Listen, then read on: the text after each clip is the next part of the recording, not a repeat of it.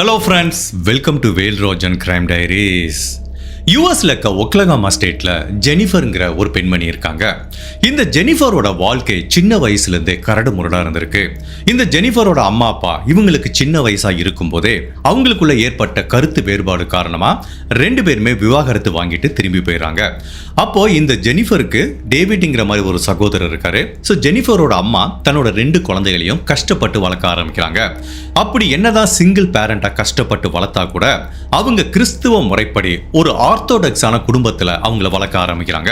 நம்ம நிறைய அமெரிக்க பெண்களை பார்த்துருப்போம். சில பேருக்கு பார்த்தீங்கன்னா 15-16 வயசுலேயே பாருக்கு போகிறது, குடிக்கிறது, 10-15 பாய் ஃப்ரெண்டு வச்சுக்கிறது, நிறைய பேர் கூட சின்ன வயசுலேயே உடல் ரீதியான தொடர்பில் இருக்கிறதுன்னு எவ்வளவோ பெண்களை பற்றி நம்ம எவ்வளவோ கேஸில் கேள்விப்பட்டிருக்கோம். பட் அதையும் தாண்டி சில குடும்பத்தில் இந்த மாதிரி ஆர்த்தோடாக்ஸாக வளர்க்கப்படுற பெண்கள் அவங்க ஒவ்வொரு ஏஜ்லையும் என்ன செய்யணுமோ அதை செய்கிற அளவுக்கு அவங்களுக்கு பக்குவம் இருக்கு.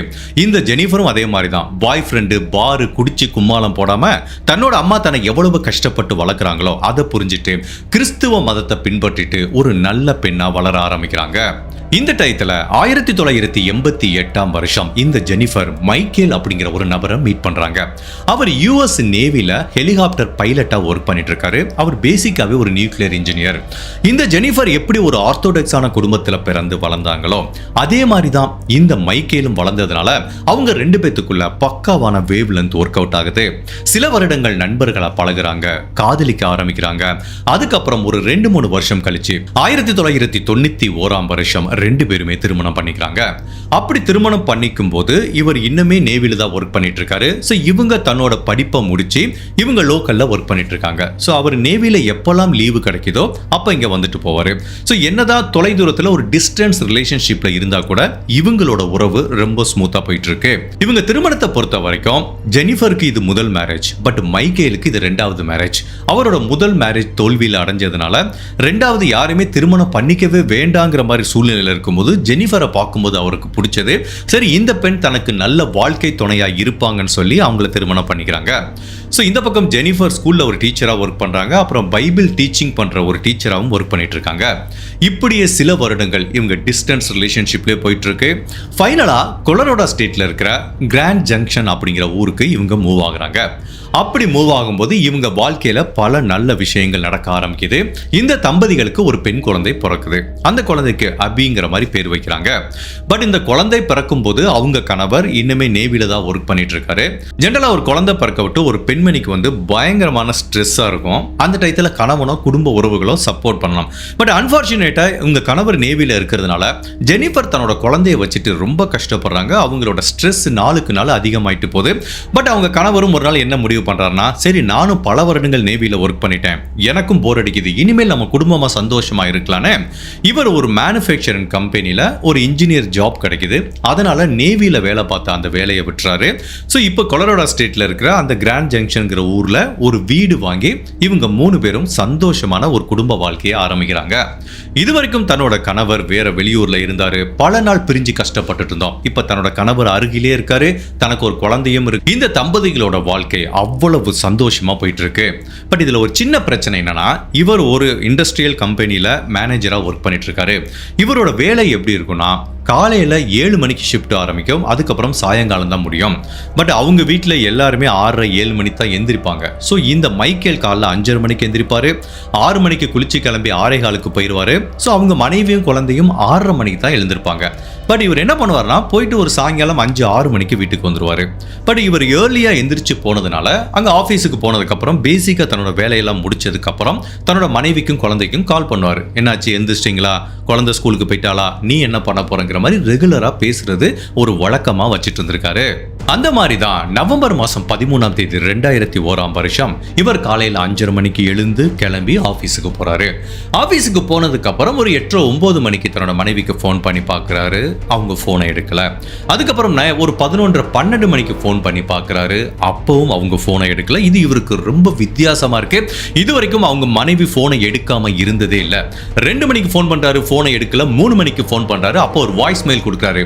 என்னாச்சு, ஏன் யாருமே ஃபோன் எடுக்க மாட்டேங்கிறீங்க, எல்லாம் சேஃபா இருக்கீங்களா, நான் சீக்கிரமா வந்துருங்கிற மாதிரி அவர் அந்த வாய்ஸ் மெசேஜ்ல சொல்லியிருக்காரு. அந்த வாய்ஸ் மெசேஜுக்கும் அவங்க மனைவி கிட்ட இருந்து எந்த ரெஸ்பான்ஸும் இல்ல.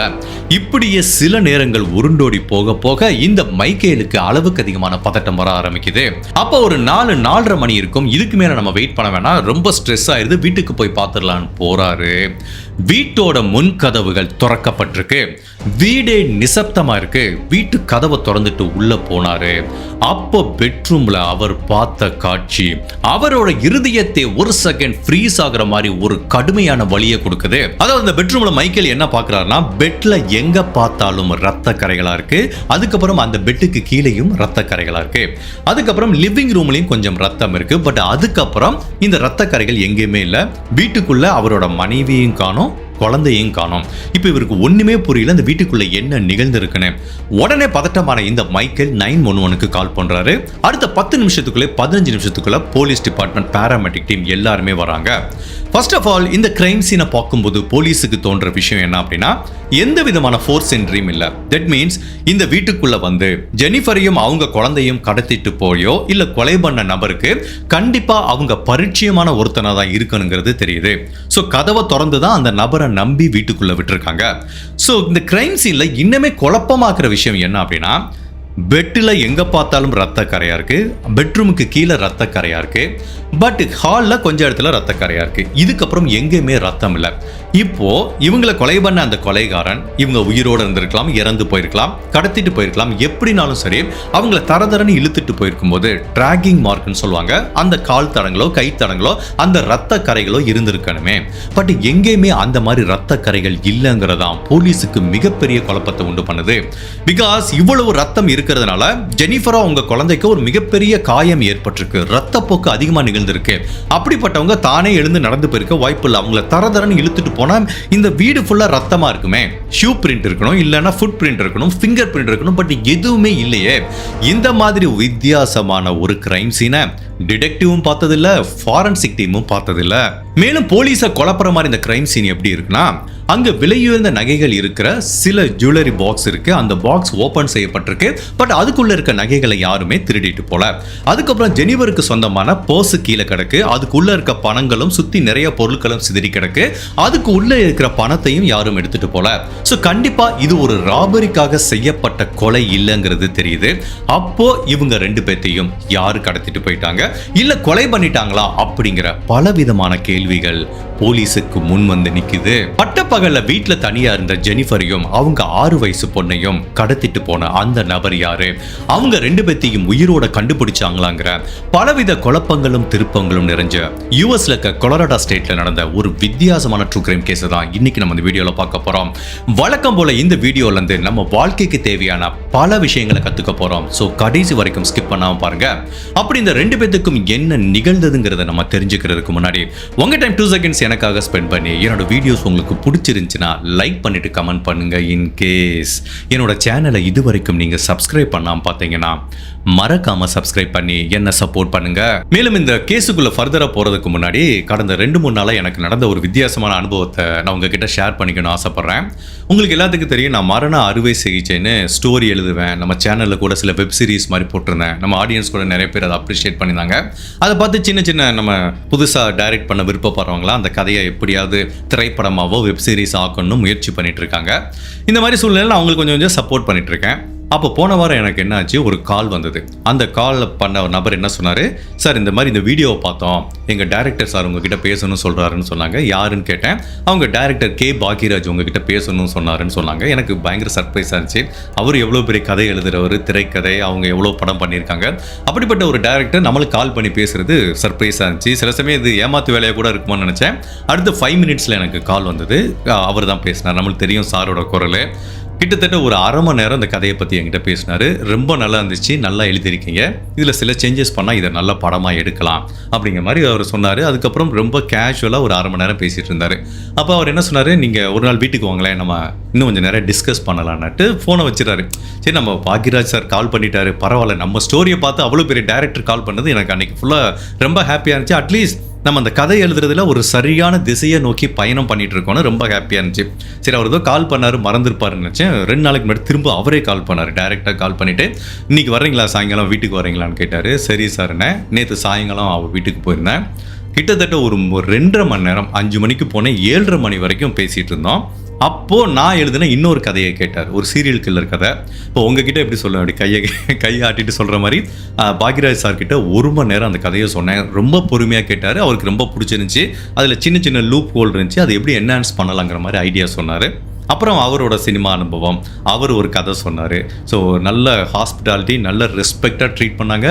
ஒரு செலிப்ரிட்டி இவ்வளோ தூரம் நம்மளை ரெஸ்பெக்டாக ட்ரீட் பண்ணுவாங்கிறது எனக்கு ஆச்சரியமாக இருந்துச்சு. ஒரு நெடுநாள் பழகின ஒருத்தர் மாதிரி ஒரு 2.5 மணி நேரம் என்கிட்ட பேசினார். திரும்பவும் வாங்க, இந்த கதையை திரும்ப டிஸ்கஸ் பண்ணணுங்கிற மாதிரி கூப்பிட்டாரு. ஸோ ரொம்ப ஹாப்பியாக இருந்தது. இந்த கதையை சார் டைரக்ட் பண்ணி எடுப்பாரா, இல்லை இது யார் எடுப்பாங்களா அப்படிங்கிறது எனக்கு தெரியல. பட் அப்படி இருந்தாலும் இந்த கதை கொஞ்சம் ஆக்டிவாக இருக்குது. நம்ம எழுதின 2 கதையுமே யாரோ ஒருத்தவங்க ஏதோ ஒரு இதைகளை இப்படியே எடுக்கணும்னு ஆசைப்படுறாங்க அப்படின்னு நினைக்கிறதே எனக்கு ரொம்ப ஹாப்பியாக இருக்குது. இது கன்வெர்ட் ஆகுமோ ஆகலையாங்கிறது தெரியல. பட் இது எல்லாமே ஒரு சீரியஸ் ஆஃப் எக்ஸ்பீரியன்ஸ் தான். ஏன்னா நம்மளுக்கும் சினிமா துறைக்கும் சம்மந்தமே இல்லை. இவங்களெல்லாம் நம்ம திரையில் பார்த்தவங்க, திரையில் பார்த்து வியர்ந்து எவ்வளவோ படத்தை கைத்தட்டி ரசித்து பார்த்துருக்கோம். அப்படிப்பட்ட ஒருத்தவங்க நம்மளை மதித்து கூப்பிட்டு பேசும்போது அதுக்கு எல்லாத்துக்குமே இந்த credit goes to YouTube. Obviously அந்த யூடியூப் வந்ததுக்கு உங்களை மாதிரி வியூவர்ஸ் தான் காரணம். ஸோ இந்த கதையை நான் மேக்ஸிமம் ட்ரை பண்ணிட்டு இருக்கேன். ஏதாவது கன்வெர்ட் ஆச்சு, அஃபிஷியலாக ஏதாவது படம் பண்ணுற மாதிரி இருந்துச்சுன்னா கண்டிப்பாக உங்ககிட்ட நான் ஷேர் பண்ணிக்கிறேன். அப்புறம் இன்னொரு அப்டேட், நான் இந்த ஒரு படத்தில் நடிச்சேன்ல, குற்றம் புதிதுன்னு ஒரு படம். அந்த படம் ஆகஸ்ட் மாதம் 29ஆம் தேதி தியேட்டரில் ரிலீஸ் ஆகுது. ஸோ நான் ஒரு 2-3 சீனில் வருவேன். இன்கேஸ் உங்களுக்கு சான்ஸ் கிடைச்சா அந்த படத்தை போய் பாருங்கள். ஓகே, இப்போ இந்த கேஸுக்குள்ளே வருவோம். இந்த கேஸை பொறுத்த வரைக்கும் போலீஸ் என்ன ஃபீல் பண்ணுறாங்கன்னா, இந்த ஜெனிஃபரோட பெட்ரூமில் கிடைச்ச அமௌண்ட் ஆஃப் பிளட்னு சொல்லுவாங்களே, அவ்வளவு ரத்தம் வெளியாக இருக்குன்னா அந்த விக்டிம் உயிரோடு இருக்கிறதுக்கு வாய்ப்பு இல்லை. ஸோ கண்டிப்பாக அந்த நபர் இந்த பெட்ரூமில் வச்சு ஜெனிஃபரையும் அவங்க பொண்ணையும் கொலை பண்ணியிருக்க வாய்ப்பு இருக்குது. அவங்க 2 பேர் உடலையும் அவன் எடுத்துகிட்டு போய் வேறு இடத்துல டம்ப் பண்ணியிருக்காங்கிற மாதிரி போலீஸ் திங்க் பண்ணுறாங்க. ஜென்ரலாக இந்த கொலராடோ ஸ்டேட்டில் என்ன பண்ணுவானுங்கன்னா, நிறைய உடலை அங்கே இருக்கிற ஒரு ரிவருக்குள்ளே போய் தான் டம்ப் பண்ணுவாங்க. அதனால் நிறைய டைவர்ஸ் அந்த ரிவருக்குள்ளே போய் தேடி பார்க்குறாங்க ஏதாவது உடலை டம்ப் பண்ணியிருக்காங்களான்னு. பட் அன்ஃபார்ச்சுனேட்டாக போலீஸ் எவ்வளவு முயற்சி பண்ணியும் கூட ஜெனிஃபர் அபி உயிரோடு இருக்காங்களான்னு தெரியல, இல்லை அவங்க கொலை செய்யப்பட்டாங்களா, அவங்க உடல் எங்கே இருக்குங்கிறத யாராலையும் கண்டுபிடிக்க முடியல. ஜென்ரலாக எந்த ஒரு கொலை வழக்கிலையும் ஒரு கணவனோ மனைவியோ கொலை செய்யப்பட்டா அப்போ அவங்க கூட இருக்கிற ஸ்பவுஸ் மேலே தான் போலீஸுக்கு சந்தேகம் வரும். இந்த கேஸை பொறுத்த வரைக்கும் இதுவரைக்கும் அந்த மைக்கேலுங்கிற கணவர் மேலே போலீஸுக்கு சந்தேகம் வரல. பட் ஃபாரன்சிக் டீம் அவங்க வீடை ஃபுல்லாக செக் பண்ணி பார்க்கும்போது ஒரு தடயம் கிடைக்குது. இந்த தடயத்துக்கு அப்புறம் மைக்கேல் மேலே கொஞ்சமாக சந்தேகம் வர ஆரம்பிக்குது. அதாவது மைக்கேலோட வீடை ஃபுல்லாக போலீஸ் தேடி பார்க்கும்போது அவங்க வீட்டில் ஒரு கார் இருக்கு. அதாவது அந்த காரை கணவன் மனைவி 2 பேருமே யூஸ் பண்ணுவாங்க. அந்த கார் ஸ்டீரிங் வீல்ல ஒரு சின்னதா ரத்த கரைகள் இருக்கத பாக்குறாங்க. அந்த ரத்த கரை எடுத்து டெஸ்ட் பண்ணி பார்க்கும்போது அது ஜெனிஃபருக்கு சொந்தமான ரத்த கரைன்னு தெரிய வரதுனால, ரீசெண்டா ஜெனிஃபர் கொலை செய்யப்பட்டதுனால அவங்களுக்கு சொந்தமான ரத்தம் இந்த காரோட ஸ்டீரிங் வீல்ல எப்படி வந்தது அப்படிங்கிற மாதிரி ஒரு கொஸ்டின் வருது. இதை மைக்கேல் கிட்ட கேட்டா மைக்கேல் கிட்ட ஆன்சரே இல்ல. சோ இதுவரைக்கும் மைக்கேல் மேல ஒரு அனுதாபம் தான் இருந்துட்டு, இப்போ முதன்முறை இந்த எவிடன்ஸுக்கு அப்புறம் மைக்கேல் மேல ஒரு சின்ன சந்தேகம் வர ஆரம்பிக்குது. அப்போ மைக்கேல் கிட்ட ஓப்பனாக கேட்குறாங்க, உண்மையை சொல்லுங்க மைக்கேல், உங்க ஒய்ஃபையும் உங்க குழந்தையும் என்ன பண்ணீங்கன்னு கேட்டதுக்கு மைக்கேல் கடுப்பாயிட்டாரு. இங்க பாருங்க சார், நீங்க ஏதோ ரத்த கரை கிடைச்சிருச்சுன்னு சொல்றீங்க. நான் என்னோட மனைவியும் ஒய்ஃபையும் கடத்திட்டு போறதுக்கோ கொலை பண்றதுக்கோ நெசசிட்டி கிடையாது. நான் ஏற்கனவே அவங்கள தொலைச்சிட்டு அனாதியா தெருவில் நிக்கிறேன். நீங்க ஏன் மேல சந்தேகப்படாதீங்கிற மாதிரி போலீஸ் கிட்ட பயங்கரமா கவுண்டர் அட்டாக் கொடுக்குறாரு. உடனே மீடியாவுக்கு போறாரு, இந்த மாதிரி போலீஸ் என்ன சந்தேகப்படுறாங்க. ஸோ அதுக்கப்புறம் அவர் மீடியா முன்னாடி கெஞ்சுறாரு, அதாவது என்னோட மனைவியும் குழந்தையும் யாராவது கடத்திட்டு போயிருந்தா உடனே என்கிட்ட திரும்ப கொடுத்துருங்க, உங்களுக்கு நான் $20,000 பரிசு தொகை தர்றேங்கிற மாதிரி அவரே ஓப்பனா அறிவிக்கிறாரு. இப்ப போலீஸ் இந்த மைக்கேல் கிட்ட கேக்குறாங்க, சரி உங்க ஒய்ஃபும் குழந்தையும் காணாம போறதுக்கு ஒரு நாளைக்கு முன்னாடி நீங்க முந்தின நாள் இரவு என்ன பண்ணீங்கன்னு கேக்குறாங்க. மைக்கேல் என்ன சொல்றாருன்னா, ஜென்ரலா நைட்டு 7 மணிக்கு என்னோட பொண்ணை நாங்க தூங்க வச்சிருவோம். அதுக்கப்புறம் நானும் என்னோட ஒய்ஃபும் கொஞ்ச நேரம் டிவி பார்த்துட்டு இருந்தோம். அதுக்கப்புறம் நிறைய டிஸ்கஸ் பண்ணிட்டு நைட்டு 10 மணிக்கு போய் தூங்கணுங்கிற மாதிரி சொல்றாங்க. பட் இடைப்பட்ட இந்த நேரத்துல அவங்க மனைவி அவங்க ஃப்ரெண்டுக்கு ஒருத்தவங்களுக்கு கால் பண்ணிருக்காங்க. அந்த ஃப்ரெண்டு போலீஸ் கிட்ட என்ன சொல்றாங்கன்னா, எஸ் சார், என்னோட ஃப்ரெண்டு ஜெனிஃபர் இந்த இன்சிடென்ட் நடக்கிறதுக்கு ஒரு நாளைக்கு முன்னாடி கால் பண்ணியிருந்தா. நவம்பர் மாதம் 12ஆம் தேதி கால் பண்ணியிருந்தா. நான் என்ன சொன்னேன், மறுநாள் நைட்டு என்னோட வீட்டுக்கு டின்னர் கூப்பிட்டு இருந்தேன். உங்க மொத்த ஃபேமிலியா வாங்கன்னு சொன்னேன். அதுக்கு அவங்க என்ன சொன்னாங்கன்னா, இல்ல என்னோட கணவர் வர மாட்டாரு, நானும் என்னோட குழந்தை மட்டும் வர்றோங்கிற மாதிரி ப்ராமிஸ் கொடுத்திருந்த மாதிரி அவங்க ஒரு வித்தியாசமான தகவலை சொல்றாங்க. இந்த மாதிரி பலவிதமான விஷயங்கள் போலீஸுக்கு அவங்க கணவர் மைக்கேல் மேல சந்தேகத்தை உண்டு பண்ற மாதிரி நிகழ்ந்தா கூட அந்த மைக்கேலுக்கும் அவங்க மனைவி குழந்தைகளோட டிஸப்பியரன்ஸுக்கும் எந்த தொடர்பும் இருக்கு அப்படிங்கிற மாதிரி எந்த விதமான தடயங்களையும் போலீஸால நிரூபிக்க முடியல. இப்படியே சில மாதங்கள் உருண்டோடி போது பிப்ரவரி மாதம் 2022ஆம் வருஷம் இந்த மைக்கேல் ஒரு இண்டஸ்ட்ரியல் கம்பெனியில் வேலை பார்த்துட்டு இருக்காரு. அவர் தன்னோட வழக்கம் போல தன்னோட வேலையை கண்டினியூ பண்ணிட்டு இருக்கும்போது அப்ப திடீர்னு அந்த கம்பெனி மைக்கேல் மேல ஒரு சின்ன வழக்கு பதிவு பண்றாங்க. அந்த வழக்குல என்ன தெரிய வருதுன்னா, இந்த மைக்கேல் அவங்க ஆபீஸ்ல அவங்களுக்கு தெரியாம ஆபீஸ்ல இருக்க சின்ன சின்ன ஜெராக்ஸ் போடுற மிஷின், சின்ன சின்ன பர்னிச்சர் எல்லாத்தையும் திருடிட்டு வர்றாரு அப்படிங்கிற மாதிரி ஒரு வழக்கு பதிவாகுது.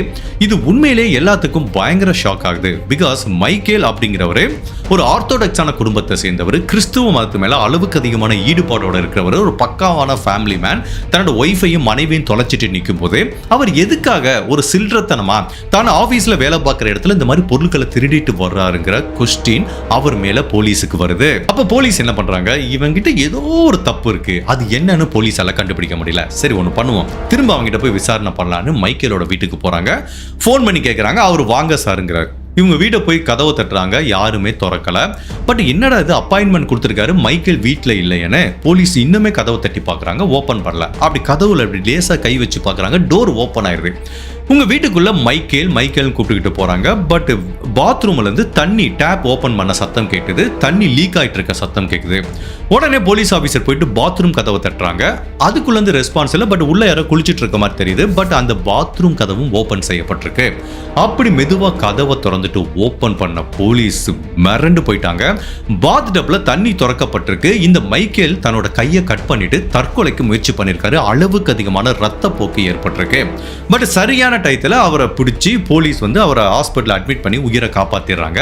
பட் அவர் தற்கொலை பண்ணிக்க முயற்சி பண்றப்போ அந்த பாத் டப்புக்கு பக்கத்துல தன்னோட மனைவியோட போட்டோவையும் குழந்தையோட போட்டோவையும் வச்சிருக்காரு.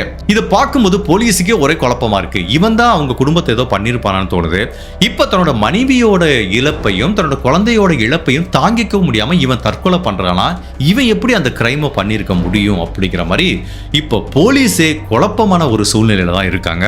இப்படியே சில மாதங்கள் உருண்டோடி போயிட்டு இருக்கும்போது ஃபைனலா இந்த கேஸையே பிரேக் பண்ற மாதிரி போலீஸுக்கு ஒரு க்ளூ கிடைக்குது. பட் இந்த க்ளூ உண்மையிலேயே காணாம போன ஜெனிஃபருக்கும் அவங்க குழந்தைக்கும் என்ன நிகழ்ந்ததுங்கிறத கண்டுபிடிக்க உதவ போகுதுங்கிறது போலீஸுக்கு தெரியல.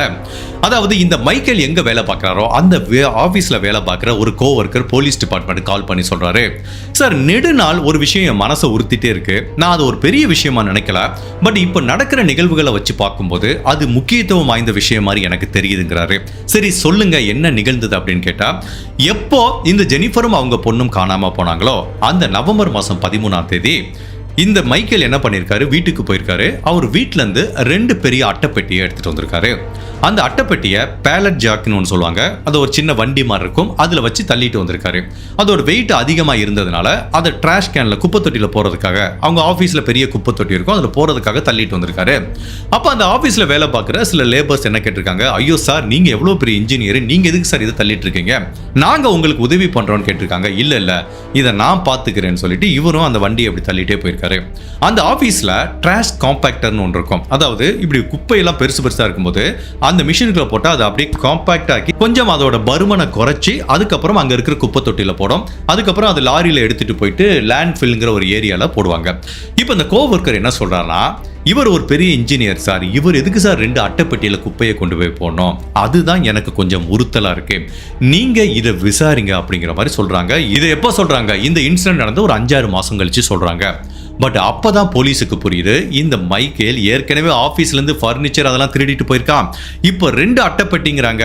ஒருவேளை அந்த அட்டைப்பெட்டிக்குள்ள ஜெனிஃபர் அண்ட் அபிங்கிற அந்த குழந்தையோட சடலங்கள் இருக்குமோ, இவன் தன்னோட ஆபீஸுக்கு எடுத்துட்டு வந்து அங்கிருந்து டிஸ்போஸ் பண்ணா யாரும் கண்டுபிடிக்க முடியாதுன்னு அப்படி பண்ணிருப்பானுங்கிற மாதிரி ஒரு போலீஸுக்கு ஒரு தாட் வருது. இப்போ என்ன நடந்திருக்கும், அந்த அட்டைப்பெட்டி ஏற்கனவே டிராஷ் கேன்ல போயிருக்கும், அந்த லேண்ட்ஃபில் ஏரியாவுக்கு போயிருக்கும். அது 6-7 மாசம் ஆச்சு. அதுக்கப்புறம் எவ்வளவு குப்பையை போட்டிருப்பாங்க, அதுக்கப்புறம் எவ்வளவு குப்பைகளுக்கு கீழே அது போய் மறைஞ்சிருக்கும். அதை கண்டுபிடிக்கிறது அவ்வளவு ஈஸியான வேலை இல்லைங்கிறது போலீஸுக்கு நல்லா தெரியும். அப்போ அந்த குப்பை போற லேண்ட்ஃபில் எப்படின்னா கொஞ்சம் ஆர்கனைஸ்டா இருந்திருக்கு. இந்த ஏரியால இருந்து, இந்த பின்கோடுல இருந்து வர்ற குப்பைகள்லாம் இந்த ஏரியால தான் கொட்டணுங்கிற மாதிரி கொஞ்சம் ஆர்கனைஸ்டா இருந்ததுனால ஒட்டுமொத்த அந்த லேண்ட்ஃபில் ஏரியாவையும் தோண்டி பார்க்க தேவையில்லை. இந்த மைக்கேலோட ஆபீஸ்ல அந்த குப்பையை அந்த லேண்ட்ஃபில்ல எந்த ஏரியால போடுறாங்கன்னு கண்டுபிடிச்சு அதுல சில கிலோமீட்டர், மேபி ஒரு 1 கிலோமீட்டர் ஸ்கொயர் டிஸ்டன்ஸ்ல தேடி பார்க்க வாய்ப்பு இருக்குன்னு அந்த இடத்தை கண்டுபிடிச்சு தேட ஆரம்பிக்கிறாங்க. அது பெரிய வேலை. கிட்டத்தட்ட 10 அடி 15 அடி ஆழம் தோணணும். பிகாஸ் 6-7 மாசம் நிறைய குப்பைகள் போட்டதுனால அது ஃபுல்லாவே மேடு மாதிரி இருக்கும். அந்த மாதிரி ஒரு குப்பைக்குள்ள போய் தேடுறதுங்கிறது வந்து ரொம்ப ரிஸ்கியான விஷயம். தேடுறவங்களுக்கு நிறைய இன்ஃபெக்ஷன் வர்றதுக்கும் வாய்ப்பு இருக்கு. ஸோ போலீஸ் டீம், வாலண்டியர் அப்படின்னு கிட்டத்தட்ட ஒரு 20-30 பேர் அந்த குப்பையை தோண்ட ஆரம்பிக்கிறாங்க. கிட்டத்தட்ட 7000 டன் எடையுள்ள அவ்வளவு குப்பைகளை கிளறி பார்க்குறாங்க. ஒரு 13-14 நாள் போராட்டத்துக்கு அப்புறம் ஃபைனலா ஜூன் மாசம் 5ஆம் தேதி 2028ஆம் வருஷம் ஜெனிஃபர் அப்படிங்கிற இந்த பெண்ணோட சடலத்தை அந்த லேண்ட்ஃபில் ஏரியால கண்டுபிடிக்கிறாங்க. அவங்க உடல் ஒரு சிகப்பு அண்ட் பிளாக் கலர்ல ஒரு தார்பாயால சுற்றப்பட்டு இருக்கிறத கண்டுபிடிக்கிறாங்க. ஸோ அப்போ போலீஸோட அனுமானம் என்ன, அவங்களோட 6 வயசு குழந்தையோட சடலமும் இங்க தான் இருக்குன்னு தேடி பார்க்குறாங்க. பட் எவ்வளவு முயற்சி பண்ணியும் அந்த 6 வயசு குழந்தையோட சடலத்தை கண்டுபிடிக்க முடியல. பட் ஜெனிஃபரோட சடலத்தை கண்டுபிடிச்சிட்டாங்க. ஸோ இப்போ இந்த ஜெனிஃபரோட சடலம் கண்டுபிடிக்கப்பட்ட இடம் எங்க இருந்திருக்கு, இவர் மைக்கேல் வேலை பார்க்குற ஆஃபீஸில் எங்கே வந்து குப்பை போடுவாங்களோ அந்த இடத்துல கண்டுபிடிச்சிருக்காங்க. இதில் இன்னொரு மிக முக்கியமான க்ளூ என்னன்னா, ஜெனிஃபரோட உடலில் சுற்றப்பட்ட அந்த தார்பாய் அவங்க ஆஃபீஸுக்கு சொந்தமானது. ஸோ கிளியராகவே தெரியுது, அந்த ஆஃபீஸில் இருக்க தார்பாயை எடுத்து தான் யாரோ ஒருத்தர் இவங்க உடலை சுற்றி இங்கே தூக்கி போட்டிருக்காங்க. பட் கடைசியில் 2 அட்டைப்பெட்டியை அவர் தான் எடுத்துட்டு வந்தாருங்கிறத ஒரு ஐ விட்னஸ் பார்த்துருக்காங்க. இப்போ கொலை செய்யப்பட்ட இந்த ஜெனிஃபரோட உடலை பிரேத பரிசோதனை பண்ணி பார்க்கும்போது என்ன தெரியுதுன்னா, அவங்கள யாரோ துப்பாக்கியால சுட்டு கொலை பண்ணியிருக்காங்கிறது தெரியுது. அவங்களோட கண்ணுல இப்படி துப்பாக்கி வச்சு சுட்டிருக்காங்க.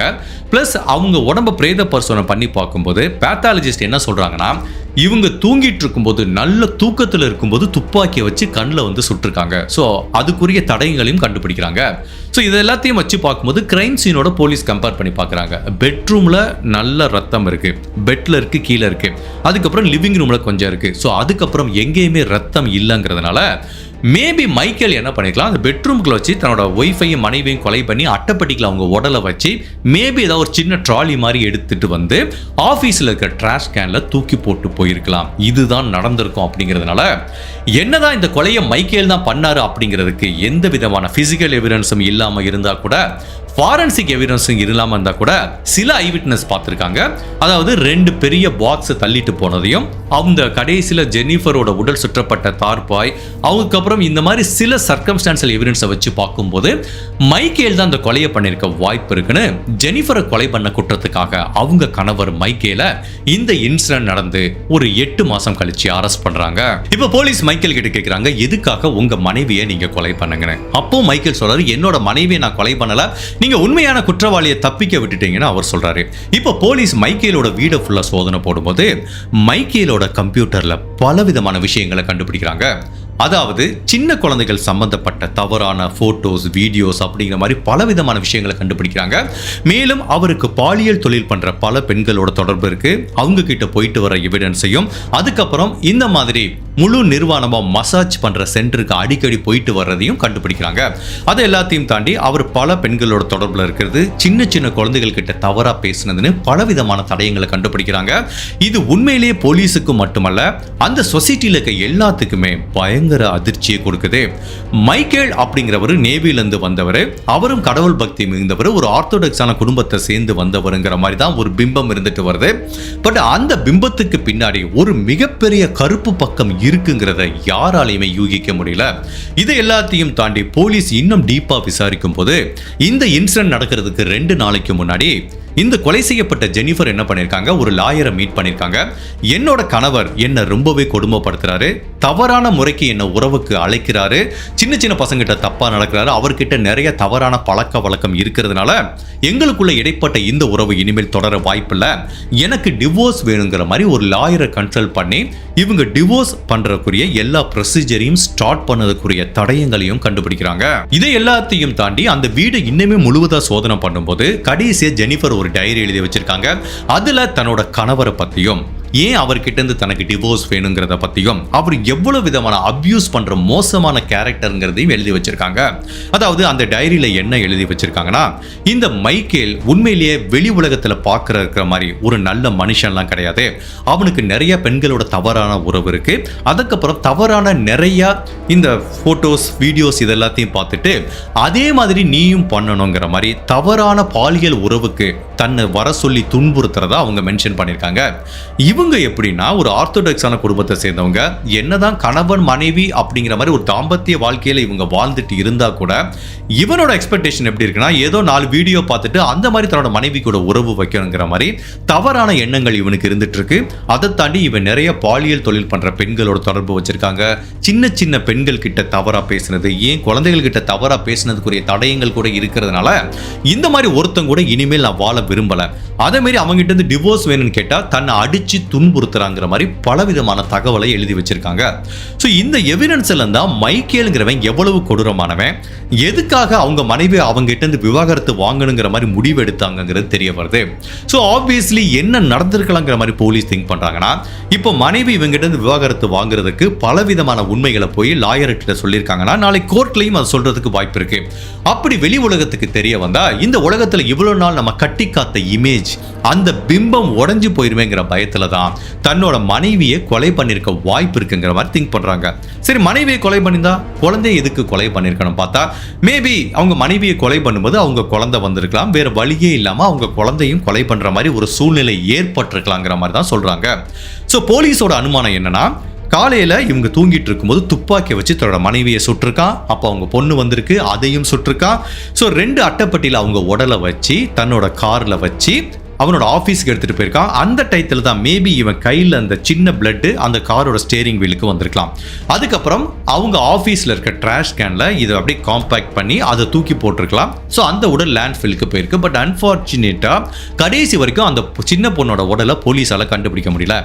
ஜென்ரலா உடல் கண்டுபிடிக்க முடியலைன்னா அது கொலை வழக்கா பதிவு பண்ண முடியாது. ஸோ இந்த கேஸை பொறுத்த வரைக்கும் ஒன்லி ஜெனிஃபரை கொலை பண்ண வழக்கில் மட்டும்தான் இந்த மைக்கேல் குற்றவாளிங்கிற மாதிரி கருதப்பட்டு இந்த வழக்கோட விசாரணை அமெரிக்க நீதிமன்றத்துக்கு போகுது. என்னதான் மைக்கேல் தான் ஜெனிஃபரை கொலை பண்ணதுக்கு டைரக்டான எவிடன்ஸ் இல்லாம இருந்தா கூட பல சர்க்கம்ஸ்டான்ஷியல் எவிடன்ஸ் இருக்கிறதுனால இந்த வழக்கோட விசாரணை போகுது. அப்போ இந்த மைக்கேலுக்கு அகைன்ஸ்டா கொலை செய்யப்பட்ட ஜெனிஃபரோட அம்மாவும் சாட்சி சொல்றாங்க. சார், இவன் ரொம்ப மோசமானவன், பல நாள் குடிச்சிட்டு என் பொண்ணை துன்புறுத்திருக்கான், ஒரு டைம் குடிச்சிட்டு கழுத்தை நெரிச்சு கொலை பண்ற அளவுக்கு போயிட்டாங்கிற மாதிரி சொல்றாங்க. பட் மைக்கேலோட முதல் மனைவி வந்து இவனுக்கு ஃபேவரா சொல்றாங்க. நீங்க சொல்ற மாதிரி மைக்கேல் அவ்வளவு மோசமான ஆள் இல்ல, அவன் இந்த மாதிரி பேடா பிஹேவ் பண்றவன் இல்லைங்கிற மாதிரி சொல்றாங்க.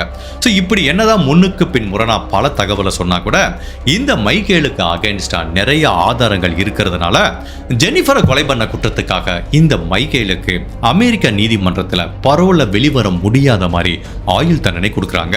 ஸோ இந்த தண்டனை 2004 கொடுக்கப்படுது. பட் அவங்க டிஃபென்ஸ் டீம் ஒரு இன்ட்ரூடர் உள்ள வந்து 3வது ஒருத்தன் தான் இதை பண்ணியிருக்காங்கிற மாதிரி என்னதான் கம்பி கட்டுற கதையெல்லாம் சொன்னா கூட இவன் தான் குற்றவாளின்னு சொல்லி ஜெயிலுக்கு அனுப்பிடுறாங்க. ஸோ ஒரு 10 வருஷம் கழிச்சு எப்படியும் அவனோட டிஃபென்ஸ் டீம் திரும்ப ரீட்ரையல் கேட்குறாங்க. அப்போ 2014 ரீட்ரையல் கிடைக்குது. அப்போ அவங்களோட அனுமானம் என்னன்னா, சரியான ஃபாரன்சிக் எவிடன்ஸ், பிசிக்கல் எவிடன்ஸ் இல்லைங்கிறதுனால இந்த வழக்கை உடைச்சிடலான்னு திரும்ப 2014 ரீட்ரையலுக்கு வராங்க. பட் அப்பவும் இவன் தான் குற்றவாளிங்கிற மாதிரி உறுதி செய்யப்பட்டு இவனுக்கு கொடுக்கப்பட்ட அந்த ஆயுள் தண்டனை 2018 மீண்டும் உறுதி செய்யப்படுது. ஸோ இந்த மைக்கேல் இப்போ வரைக்கும் ஜெயிலில் தான் இருக்கான். அவன் கடைசியில் சாகுற வரைக்கும் ஜெயிலில் தான் இருப்பான். பட் இது வந்து ஜெனிஃபரோட கேஸ். பட் உண்மையிலேயே அவனோட 6 வயசு அபிங்கிற அந்த பெண் குழந்தைக்கு என்ன நிகழ்ந்ததுங்கிறது தெரியல. பட் எல்லாரோட அனுமானமும் இவங்க எப்படி கொலை செய்யப்பட்டாங்களோ அதே மாதிரி அந்த 6 வயசு குழந்தையும் கொலை செய்யப்பட்டிருக்கலாம். அந்த லேண்ட் ஃபில்லுக்குள்ள தான் அவங்க உடல் எங்கேயோ புதைஞ்சு போயிருக்கு, அதை கடைசி வரைக்கும் கண்டுபிடிக்க முடியாது. அப்படிங்கிறதுனால மேபி இந்த 6 வயசு குழந்தை என்னைக்காவது ஒரு நாள் உயிரோட வரலாம் அப்படிங்கிற அனுமானத்துல போலீஸ் இந்த 6 வயசு குழந்தையோட கேஸை இன்னுமே ஓப்பனா வச்சிருக்காங்க. அப்பப்போ இந்த ஏஐ டெக்னாலஜி வச்சு ஓகே 6 வயசுல இந்த குழந்தை எப்படி இருக்குன்னா இப்போ இத்தனை வயசுல 18 வயசுல 24 வயசுல எப்படி இருக்குன்னு ஆர்டிஃபிஷியல் இன்டெலிஜென்ஸை வச்சு அந்த ஃபோட்டோவை ரீக்ரியேட் பண்ணி இன்னுமே சர்க்குலேட் பண்ணிட்டு இருக்காங்க. இந்த பொண்ணை பற்றி குழந்தையை பற்றி தகவல் தெரிஞ்சா போலீஸ் டிபார்ட்மெண்ட்டை கான்டாக்ட் பண்ணுங்கண்ணே. இந்த கேஸை பற்றி நான் என்ன ஃபீல் பண்ணுறேன்னா, என்னதான் அந்த 6 வயசு பொண்ணை எனக்காவது ஒரு நாள் கண்டுபிடிச்சிடலான்னு போலீஸ் தேடிட்டு இருந்தா கூட கண்டிப்பாக அந்த பெண்ணையும் இந்த மைக்கேல் கொலை பண்ணியிருக்கிறதுக்கு 100% வாய்ப்பு இருக்கு. பிகாஸ் அவன் 2 பாக்ஸ் எடுத்துட்டு போனதா சொன்னாங்க. பிளஸ் அந்த பொண்ணு எங்கேயும் ஓடி போயிருக்கிறதுக்கும் கடத்திட்டு போயிருக்க வாய்ப்பு இல்லை. இவன் தான் ஒய்ஃபை கொலை பண்ணியிருந்தானா ஆட்டோமேட்டிக்காக இவன் தான் அந்த பொண்ணை கொலை பண்ணியிருப்பான். பட் அன்ஃபார்ச்சுனேட்டாக அந்த லேண்ட்ஃபில்லுக்குள்ள அவ்வளோ குப்பைக்கு கீழே அந்த உடல் போச்சுன்னா அங்கே ஏற்கனவே பலவிதமான துர்நாற்றம் இருக்க தான் செய்யும். ஸோ இந்த உடல்லேருந்து வர துர்நாற்றத்தை யாராலும் கண்டுபிடிக்க முடியாது. அந்த உடல் அந்த லேண்ட்ஃபில்லுக்குள்ளேயே மக்கி போயிருக்கும். கடைசி வரைக்கும் இந்த 6 வயசு குழந்தைய நம்மளால கண்டுபிடிக்கிறதுக்கு வாய்ப்பே கிடையாது. ஸோ இந்த கேஸ்லேருந்து நம்ம எடுத்துக்க வேண்டிய மிக முக்கியமான டேக்அவே என்னன்னா, நான் நிறைய கேஸில் சொல்லியிருக்கேன், ஒரு கணவன் மனைவிக்குள்ள கருத்து வேறுபாடு வர்றது வேற, சண்டை போறது வேற. பட் அபியூசிவ் ரிலேஷன்ஷிப்ங்கிறது வேற. ஒருத்தர் என்னதான் கணவன் மனைவியா இருந்தா கூட ஒரு பொண்ணை கல்யாணம் பண்ணி கொடுத்துட்டா அந்த பொண்ணு உனக்கு அடிமை கிடையாது. இன்னொருத்தர் கல்யாணம் பண்ணா அந்த பொண்ணுக்கு நான் இதே சொல்றேன், அவன் உனக்கு அடிமை கிடையாது. ஸோ கல்யாணத்தை பொறுத்த வரைக்கும் திருமண வாழ்க்கையில மியூச்சுவல் ரெஸ்பெக்ட். என்னதான் கணவன் மனைவினா நீ கல்யாணம் பண்ணி கொடுத்துட்டா நீ எப்படி வேணாலும் அடிமையா நடத்தலாமா, மரியாதை இல்லாம நடத்தலாமா, அப்படி பண்ணவே கூடாது. ஒரு கணவன் மனைவிக்கு மியூச்சுவல் ரெஸ்பெக்ட் கொடுக்கணும், மனைவி கணவனுக்கு மியூச்சுவல் ரெஸ்பெக்ட் கொடுக்கணும். யாரையுமே யாரும் அபியூஸ் பண்றதுக்கு அனுமதி கொடுக்கப்படல. அப்படி ஒரு ரிலேஷன்ஷிப்ல கணவன் மனைவியோ மனைவி கணவனையோ அபியூஸ் பண்ணா அந்த அபியூஸோட நேச்சரை பொறுத்து தான் அந்த ஸ்பௌஸ் ஒரு டிசிஷன் எடுக்கணும். இவன் காலங்காலமா நம்மளுக்கு பண்ணிட்டு இருக்கான். இப்போ பாத்தீங்கன்னா சில பெண்கள் வேலைக்கு போவாங்க, கணவனுக்கு அவன் மேல சந்தேகம் இருக்கும். என்னடி போயிட்டு வந்த, இன்னைக்கே இவ்வளவு நேரம் ஆச்சு, இப்போ யார் கூட இருந்துட்டு வந்த, இப்படிங்கிற மாதிரி சில கொடூரமான வார்த்தைகள்லாம் கேட்பாங்க. அதுக்கப்புறம் அடிப்பாங்க, உதப்பாங்க. இந்த மாதிரி பிசிக்கல் அபியூஸ் நடக்கும். சில வீட்டில் பார்த்தீங்கன்னா எமோஷனல் அபியூஸ், வார்த்தையிலே பேசி பேசி கொள்வாங்க. ஒரு பொண்ணு குழந்தை இல்லைன்னா மலடி, இந்த மாதிரிலாம் பல வார்த்தைகளை பேசி பேசி எமோஷனலாக அபியூஸ் பண்ணுவாங்க. ஸோ இது கணவன் மனைவி கிட்ட பண்ணலாம், இல்லை மாமனார் மாமியார் நிறைய பேர் பண்ணலாம். ஸோ எந்த ஒரு பொண்ணாக இருந்தாலும் சரி ஆணாக இருந்தாலும் சரி அந்த அபியூஸோட லெவலை பார்த்துக்கோங்க. இதுக்கு மேலே அந்த உறவுல இருக்கணுமா வேண்டாமா அப்படிங்கிறத நீங்கள் தான் முடிவு பண்ணணும். சில சமயம் இந்த அபியூசிவோட இருக்க உறவுகள் பல நாள் கண்டினியூ ஆகிட்டு இருக்கும். பட் ஒரு ஸ்டேஜில் இப்போ இந்த கேஸில் நடந்த மாதிரி அது உங்கள் உயிருக்கு கூட ஆபத்தை ஏற்படுத்துறதுக்கு வாய்ப்பு இருக்கு. ஸோ ஃபர்ஸ்ட் ஆஃப் ஆல் நீங்கள் ஒரு அபியூசிவான ரிலேஷன்ஷிப்பில் இருந்தீங்கன்னா உங்களுக்கு என்ன நிகழ்ந்துட்டு இருக்குங்கிறத நீங்கள் வெளி உலகத்துக்கு சொல்லணும். பட் இவங்களும் சொல்லியிருக்காங்க, இந்த கேஸில் ஜெனிஃபர் தன்னோட ஃப்ரெண்டு கிட்ட சொல்லியிருக்காங்க, அம்மா கிட்ட சொல்லியிருக்காங்க. பட் மேபி அவங்க இன்னும் கொஞ்ச நாளைக்கு முன்னாடியே இவங்கிட்ட இருந்து போயிருக்கணுமோன்னு தோணுது. கொஞ்சம் லேட்டாக போனதுனால தான் இவன் ரொம்ப உஷாராயிட்டான். ஓகே இந்த பொண்ணு டைவர்ஸ் கேட்குறா, இதுக்கப்புறம் நம்மளை பற்றி உண்மை வந்துடும், அதுக்கு முன்னாடி இவளை கொலை பண்ணிடலாங்கிற மாதிரி தான் பண்ணியிருக்கான். ஸோ உங்களுக்கு தெரியும் உங்களை அப்யூஸ் பண்ணுற நபர் எவ்வளவு கேப்பபிள் பர்சன், கொலை பண்ணுற அளவுக்கு கேப்பபிள் பர்சனாக இருந்தால் தயவு செய்து அந்த ரிலேஷன்ஷிப்லேருந்து எவ்வளோ தூரம் சீக்கிரம் வெளியில் போக முடியுமோ அவ்வளோ சீக்கிரமாக போயிருங்க. என்னை பொறுத்த வரைக்கும் திருமண வாழ்க்கையில் நம்ம சொல்லுவாங்க கணவன் வீட்டில் அப்படி தான் பாருங்க அட்ஜஸ்ட் பண்ணி வாழ்ந்துக்கணும். பட் அப்யூசிவான ரிலேஷன்ஷிப்பில் இருக்க வேண்டிய அவசியமே இல்லை. நான் பெற்றோர்களுக்கு அதான் சொன்னேன், உங்கள் பொண்ணை உண்மையிலேயே அவர் விட்டு கல்யாணம் பண்ணி கொடுக்குறீங்க, அங்கே அவங்கள கொடுமைப்படுத்துறாங்கன்னு தெரிஞ்சுன்னா தயவு செய்து அட்ஜஸ்ட் பண்ணி வாழ சொல்லாதீங்க. அதை விட கொடுமையான விஷயம் எதுவுமே கிடையாது. நாளைக்கு அது உங்கள் பொண்ணோட உயிருக்கே ஆபத்தில் முடிகிறதுக்கு வாய்ப்பு இருக்குது. அதுக்கு ரீசெண்டாக நம்ம கோயம்புத்தூரில் நடந்த அந்த வரதட்சணை கேஸையே சொல்லலாம். ஸோ மேக் ஷுர் நீங்கள் ஒரு அப்யூசிவான ரிலேஷன்ஷிப்பில் இருக்கும்போது கரெக்டான ஒரு ஸ்டெப்ஸ் இருக்கணும். ஓகே எந்த டயத்தில் அந்த ரிலேஷன்ஷிப் விட்டு வெளியில் வரலாம், எப்போ நம்ம உயிருக்கு ஆபத்து இருக்குது, உண்மையிலே இந்த ரிலேஷன்ஷிப்பில் கண்டினியூ பண்ணணுமா வேணாமா, இல்லை அதை லீகலாக எடுத்துகிட்டு போகணுமா அப்படிங்கிறத நீங்கள் தான் முடிவு பண்ணணும். அட் தி எண்ட் ஒரு அப்யூசிவான ரிலேஷன்ஷிப்பில் நம்ம அட்ஜஸ்ட் பண்ணிட்டு வாழ வேண்டிய அவசியம் இல்லைங்கிறதான் என்னோட ஒப்பீனியன். இந்த கேஸை பற்றி நீங்கள் என்ன நினைக்கிறீங்க? உங்களோட கருத்தை மறக்காமல் இந்த வீடியோவில் பதிவு பண்ணுங்கள். இந்த மாதிரி அனதர் கேஸில் உங்களை சந்திக்கிறேன். Till then stay safe, take care, by.